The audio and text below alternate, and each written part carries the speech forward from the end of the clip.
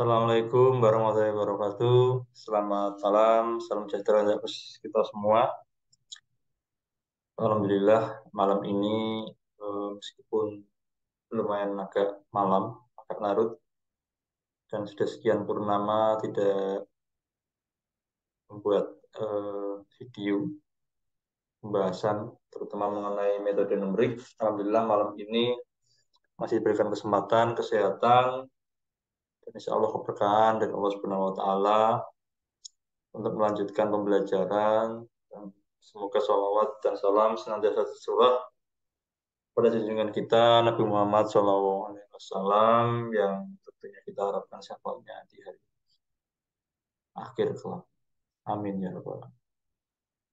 Oke, ini pembahasan setelah kalau di SPS ya setelah sistem persamaan nonlinear. Ini akan membahas sistem persamaan linear ya dan menggunakan metode yang paling menurut beberapa literatur ini yang paling simpel yaitu metode garis elementer, salah satunya adalah metodenya Gauss-Naif ya.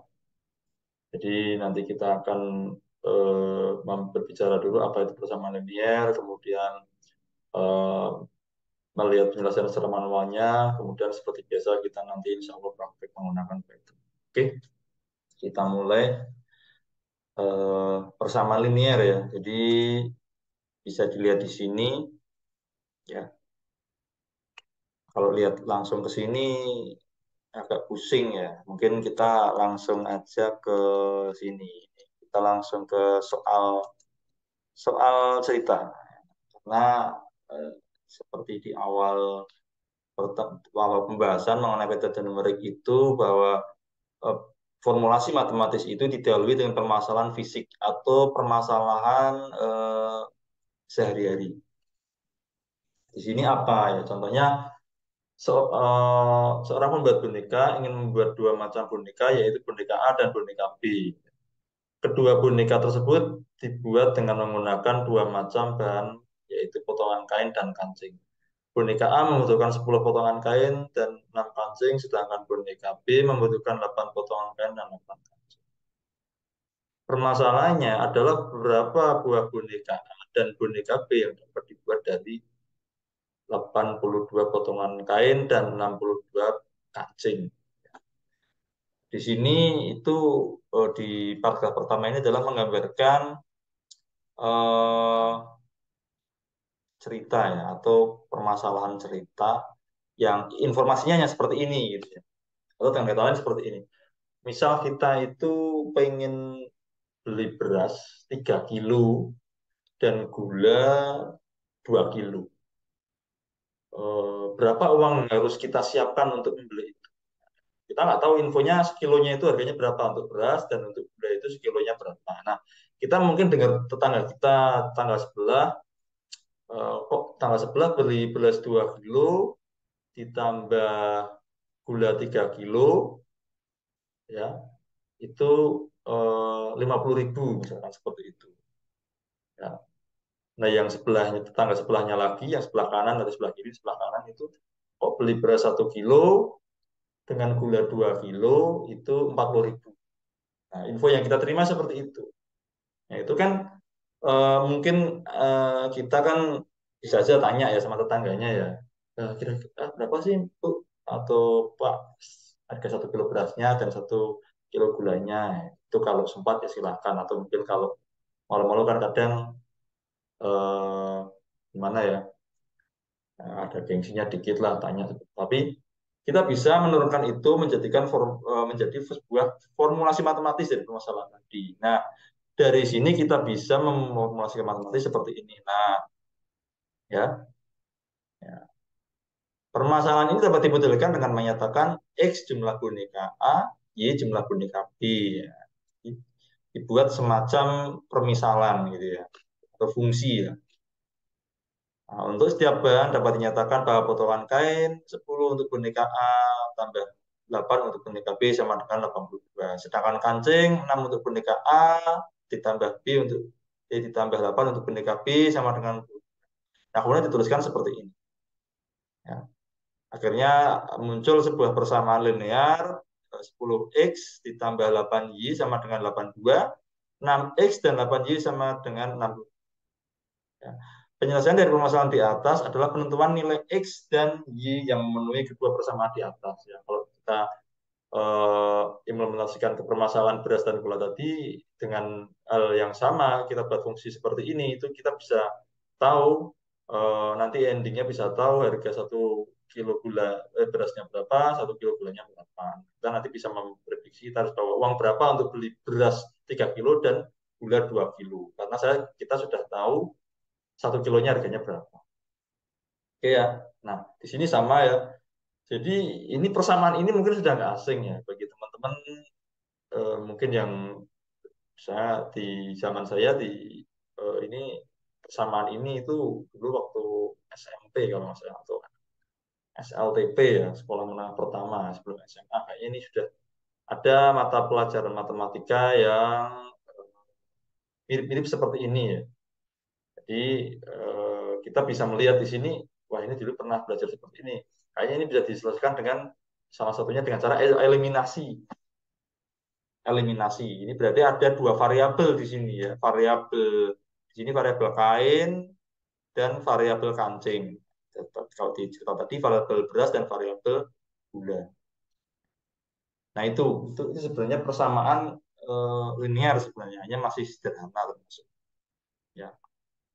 Nah itu kita bisa mengeliminasi ini ya dengan cara-cara eliminasi waktu eh, kita mengenyam pendidikan di SMP. Nah permasalahannya ya, di dunia nyata terkadang tidak sesederhana ini.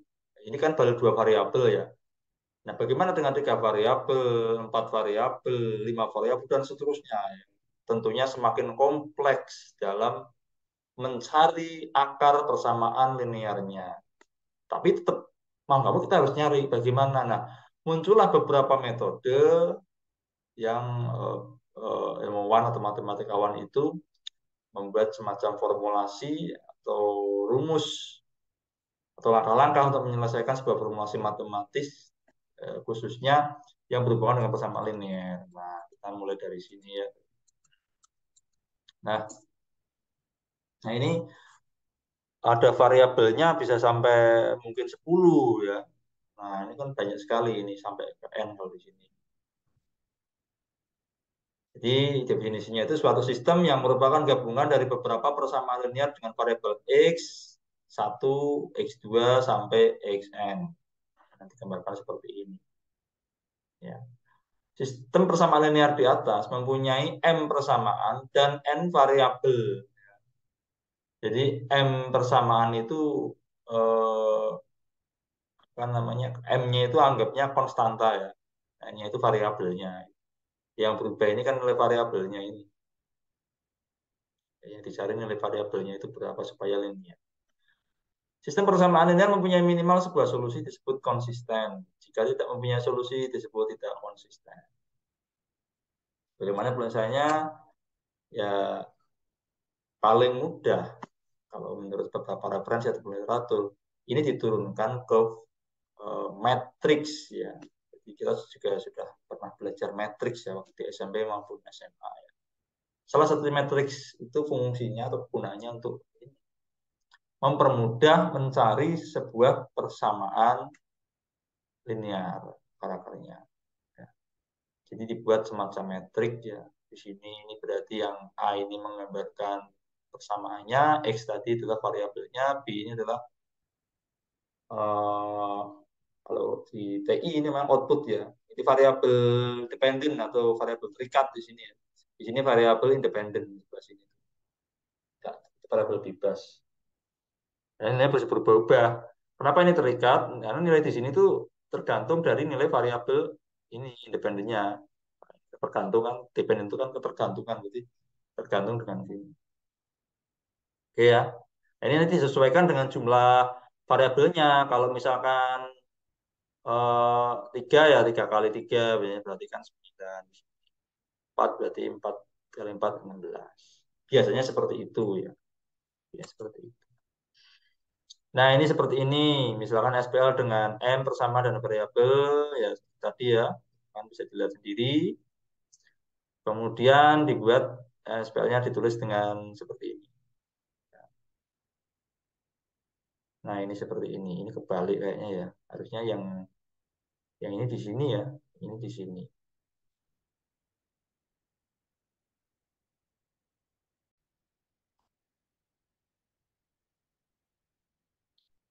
Oke, sudah diperbaiki ya. Jadi seperti itu ya. Jadi seperti ini ya. Nah, kemudian kita langsung, ini agak slide-nya agak. Nah, ini contohnya. Ini dengan 3 variabel ya. Ada X plus 3Y plus 2Z sama dengan 44. Kemudian X plus 4Y plus Z sama dengan 49. Kemudian 2X plus 5Y plus 5Z sama dengan 83. Ya. Nah, ini bagaimana penyelesaiannya? Gitu. Yang pertama-tama itu dibentuk diturunkan ke matriks ya. Ke matriks kan menjadi X itu berarti kan satu ya. Ini karena kan satu X sebenarnya satunya perlu ditulis tapi di sini di kalau di matematik ya ditulis kan harus ditulis ininya apa namanya konstantanya harus ditulis ya konstantanya harus ditulis satu X ya satu tiga dua kemudian satu empat satu ya 2X itu berarti 2, ini 5Y5, 5Z5, ini sama dengan XZ di sini, nanti kan dikalikan seperti ini ya. Kemudian sama dengan 44, 49, dan 83. Nah, ini tadi sudah ya, berdasarkan penyelesaiannya, SPL dibedakan menjadi 3 macam, tidak mempunyai penyelesaian, tepat satu penyelesaian, dan banyak penyelesaian. Oke. Nah, nanti eh, bisa membentuk kurva seperti ini ya. Ini kurvanya misalnya di sini nggak ada penyelesaian nggak dia nggak bertemu gitu ya kayak ya seperti rel kereta api lah kalau ini bertemu ya jadi ada dua dua garis jadi dia bertemu kalau banyak itu hanya satu ini mungkin menempel ya jadi satu ini makanya penyelesaiannya banyak ya. Oke terus apa lagi ya nah kita akan masuk ke dalam nah ini operasi baris elementer ya. Ini yang ya. Ini hampir seperti tadi ya, yang sederhana tadi ya, masih sederhana, cuman ini agak diutak-atik sedikit ya, dimodif sedikit. Di sini dijelaskan untuk logik sistem, sistem persamaan linear menggunakan operasi baris elementer atau elementary row operation. Terdapat 3 operasi, yaitu menukar 2 baris, misalkan RI ke RJ, atau biasanya kalau nggak RB ya, itu kan bahasa Indonesia dari inisial dari baris. Kalau R itu kan row bahasa Inggris ya. Beberapa literatur kadang ada yang R, kadang ada yang B, yang ada bingung. Itu hanya variabel. Menukar 2 baris, maksudnya baris atas atau baris bawahnya atau baris bawahnya lagi. Ya. Kemudian mengalihkan sebuah baris dengan sebuah skalar, kalikan ya. Kemudian menambah perkalian K dengan sebuah baris dengan baris lainnya. Maksudnya apa? Misalkan ini apa ya? Kembali ke tadi ya. Ada persamaan seperti ini, intinya untuk tadi dikatakan menukar, dikatakan apa ya, satunya lagi menukar, kemudian apa lagi, mengalihkan ya, menambah perkalian ya, intinya itu tetap di dalam kurung metrik ini. Jadi kita nggak tidak diperkenankan untuk menambah baris baru misalkan, untuk misalkan membuat ini itu menjadi nol, ini menjadi nol, ini menjadi nol ya itu nggak boleh. Jadi harus dimodif tapi masih dalam ada korelasinya dengan baris-baris yang ada di dalam matriks. Nanti kita coba pelatihan sederhana. Oke ya. Nah ini contoh yang apa ini? Apa lain lagi ya? Oh, oke. Jadi seperti ini ya. Langsung ke contoh saja mungkin.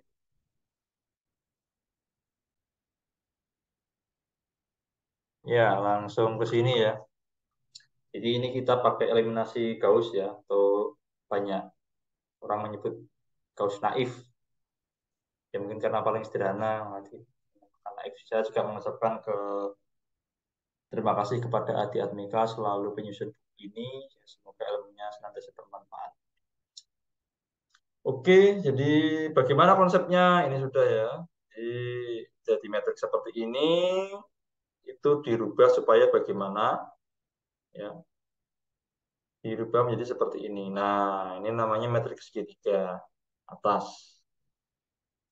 Tujuannya apa? Kalau ini jumlah metriknya itu ada misalkan 4 baris dan 4 kolom, bagaimana caranya supaya nanti menghasilkan seperti ini ya. Ini namanya segitiga kan ya ini. Kita tandai saja supaya bisa seperti ini. Nah, ini kan segitiga ya. Nah, yang di sini ada 0. Ya, berarti kan kalau 14, 16 ya. Ini 1, 2, 3, 4, 5, 6. Nah, di sini supaya 0.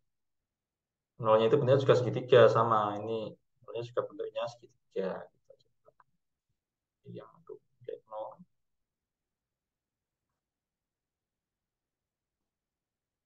Tujuannya apa?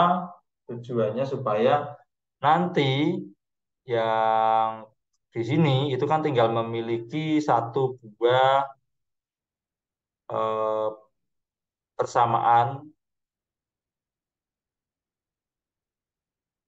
linear dan satu buah variabel di sini sama dengan satu variabel terikatnya. Jadi ini kan sudah misalkan gini yang di bawah ini tinggal seperti ini misalkan ini X4 gitu ya. X4 misalkan. Nah, misalkan seperti ini. X4 bisa aja kita pakai uh, drawing aja lah. Nah, gini X4 misalkan gini. Nah, 2X4 sama dengan 8. Nah, di yang terakhir ini ya, saya hapus dulu. Nah, ini kan sama tinggal seperti ini ya. Misal ini 2, ini X ya, ini 4 ya. 2X4 sama dengan 8. Berarti di X4-nya nilainya berapa? Berarti tinggal X4 sama dengan 8 dibagi 2 sama dengan 4.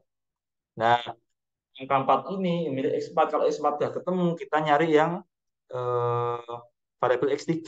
Karena yang X4-nya sudah ketemu, berarti nilai di sini nanti tinggal eh, dikalikan saja dengan A-nya ini. Kemudian nanti kan ini ke sini ya. Dan ini kan tinggal X3. X3-nya berarti sama dengan berapa gitu ya. Sampai ke atas, sampai nanti akhirnya X1, X2, X3, X4 itu ketemu. Jadi garis besarnya seperti itu. Oke, kita mungkin langsung ke bawah. Bisa kita lihat. Nah, seperti ini contohnya. Ini ada contoh sebuah persamaan 3 kali 3 ya. Tentukan penyelesaian persamaan di bawah ini. X1 tambah 2X2 tambah X3 sama dengan 3. Kemudian 3X1 tambah 4X2. Di sini berarti tambah 0 ya. 0X3 di sini. Ini nggak ada, itu bukannya tidak ada bilangannya, tapi ketika dimasukkan ke metrik, di akan 0 ya. Nah, 0 kali X3 sebenarnya di sini. Kemudian 2X1 tambah 10X2 tambah 4X3 sama dengan 10. Kemudian persamaan di atas diubah ke dalam bentuk matriks. Ke dalam bentuk matriks. Jadinya seperti ini. Kita saya tuliskan lagi, tuliskan ulang di sini. Yang persamaan pertama ini adalah X1 tambah 2X2 tambah X3 sama dengan 3. Di sini X1 berarti 1, 2X2 itu 2, X3 berarti 1 ya, sama dengan 3 di sini ya. Kemudian 3X1 berarti di sini 3, 4X2 di sini 4, di sini kan 0 nih, X3-nya 0 berarti di sini tulis 0 sama dengan 3.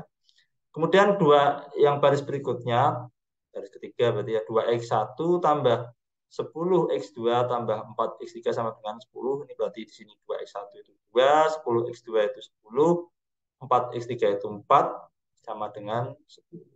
Ya. Nah, bagaimana caranya? Nah, ini dimodif. Buat 3, kan kita kan berarti di sini biar 0 semua ya. Ini supaya 0, 0 kan biasanya segitiga seperti ini ya. Ini supaya 0, yang baris kedua ini kolom pertamanya supaya 0, yang baris ketiga kolom pertamanya supaya kolom pertama dan kolom kedua supaya 0, biar segitiga sama seperti tadi ya.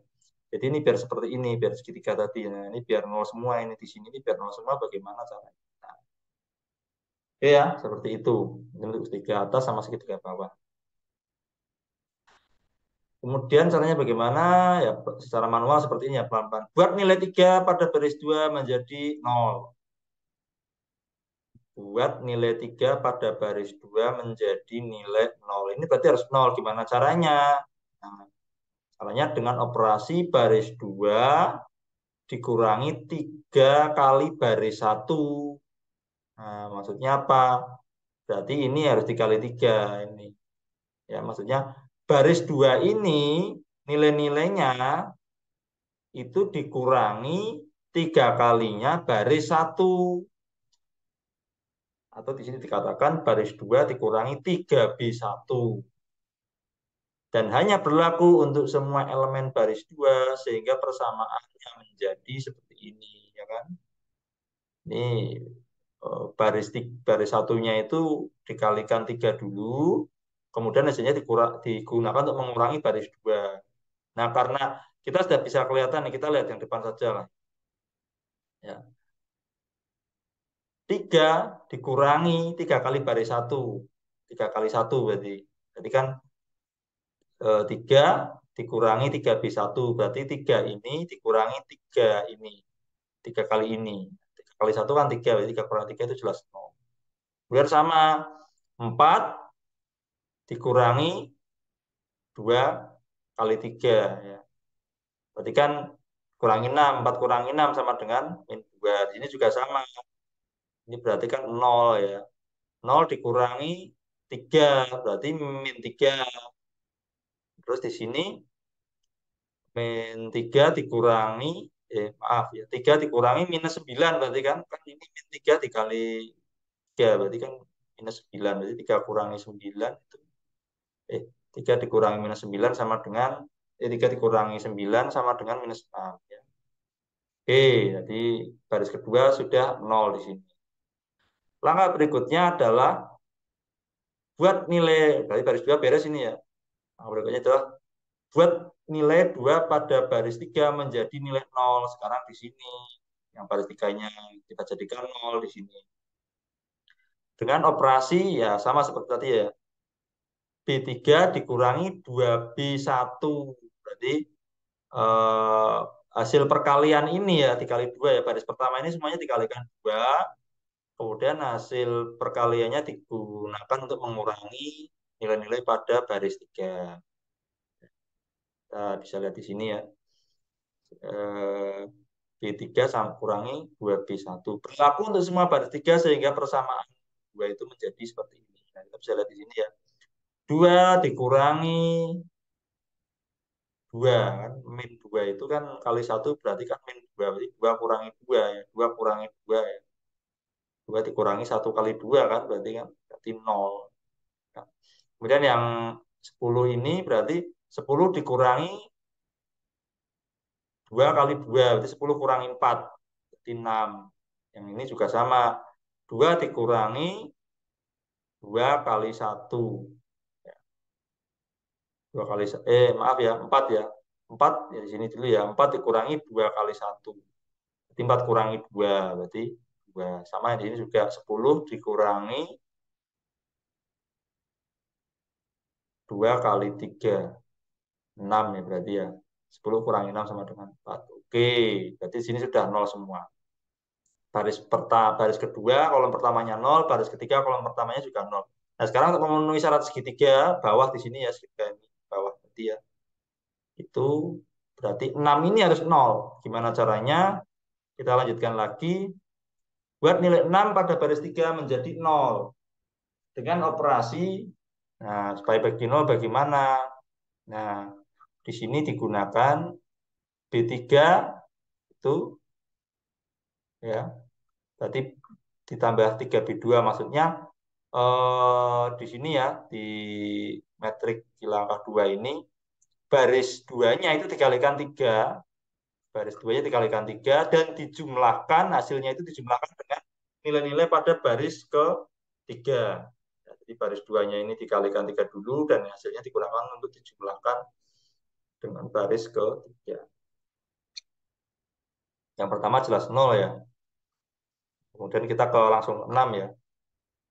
6 ditambah min 2, min 2 dikali 3. Berarti min berapa? Min 2 dikali 3 berarti min 6 ya. Berarti kan sama dengan 6 dikurangi 6. Berarti 0. Nah, sudah.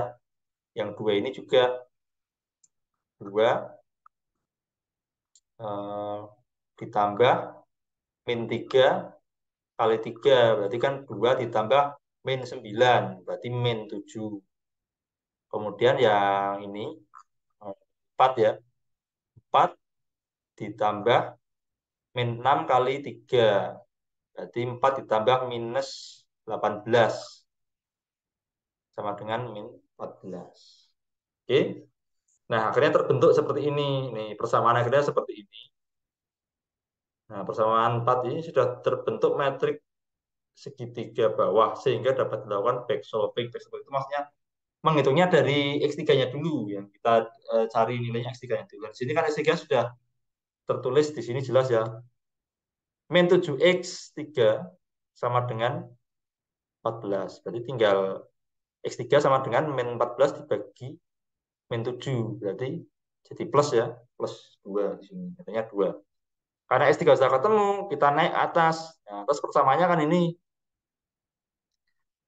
Di sini persamaannya berarti kan min 2X 2 dikurangi 3X 3 sama dengan min 6. Nah, tinggal ini kan jadinya sudah ketemu kan ini dikalikan saja di sini. Ya, 3 3X 3 itu berarti 3 kali berapa tadi? Tadi kan 2 tadi. Berarti di sini adalah min 6 berarti ya. Ya.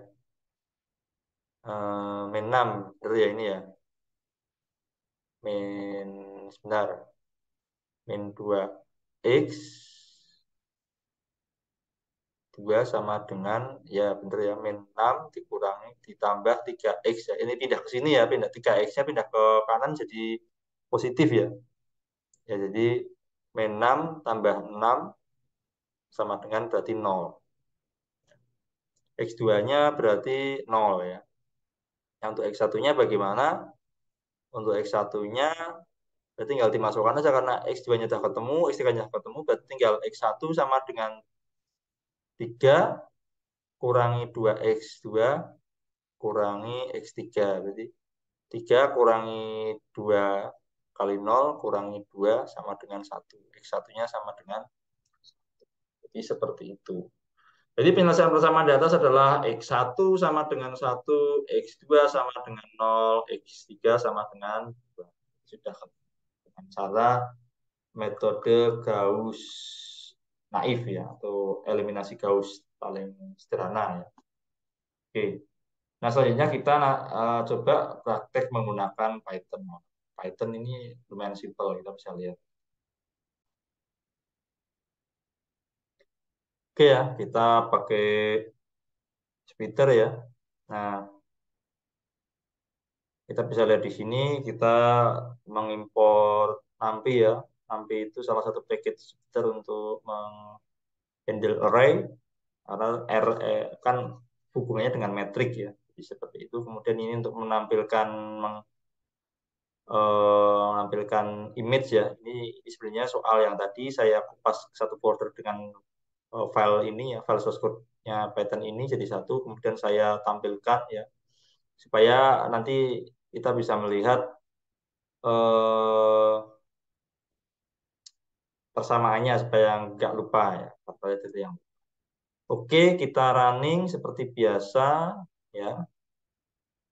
Kemudian kita jalankan ya sama ya persamaan jadi contoh tentukan penyelesaian persamaan di bawah ini x1 tambah 2x2 tambah x3 sama dengan 3 kemudian 3x tambah 4x sama dengan 3 2x 1 tambah 10x2 tambah 4x3 sama dengan 0.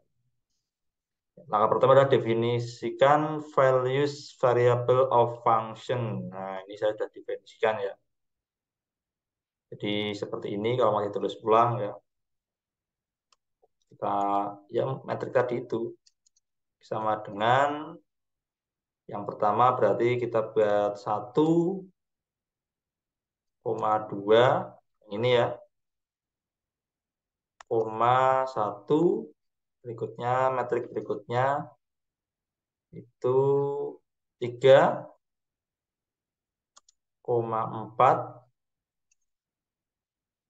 koma 0 berarti ya. Kemudian metrik berikutnya ini untuk X berarti untuk variabel independennya ya. Itu 2 maaf saya kasih kurung siku pakainya ya kalau metrik ya. Jangan lupa. Koma 10, koma 4. Nah, ini untuk variabel X-nya. Nah, variabel Y-nya berarti hanya ada satu. Vektor berarti. Dalam kurung 3,3,10. Seperti ini ya. Nah, oke. Nah, di dalam Python itu kita tinggal munculkan seperti ini itu. Pakai perintah np atau numpy yang kita ambil salah satu paket numpy alg ya.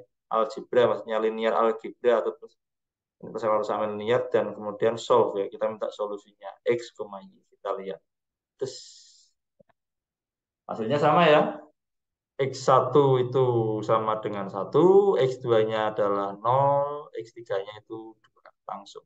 Kalau sudah seperti ini, kita mau membuat metrik berapapun akan ketemu. Misalkan kita tambah ya, jadi 4. Jadi 4.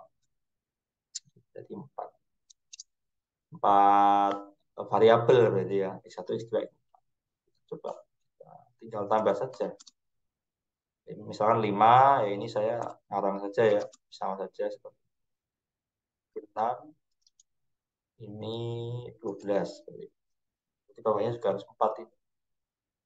Outputnya ini misalkan 16. Definisikan. Array must be at least 2 dimensi. Oh, ini kebanyakan. Mohon maaf ya. Berarti ini kalau ini ditambah lagi, ini kan baru 3 ya. Ini nggak sama dimensinya ternyata. Ini 4 ditambah ya, supaya 4 kali 4. Ini 8. Ini saya tambah menjadi 5. Yes. Ya, ketemu. Ya, meskipun desimal-desimal hasilnya, tapi ketemu. Oke, cukup sekian dulu. Mungkin nanti bisa teman-teman komen di kolom komentar. Tentu saja banyak kekurangan ya, karena terutama karena saya lama sudah tidak muncul lagi di dunia per YouTuber dan mohon maaf apabila mungkin ada tutur kata yang kurang tepat. Ya, teman-teman ada yang lebih paham mengenai ini, saya juga mohon masukannya. Terima kasih, semoga bermanfaat. Selamat malam, salam sejahtera. Wassalamualaikum warahmatullahi wabarakatuh.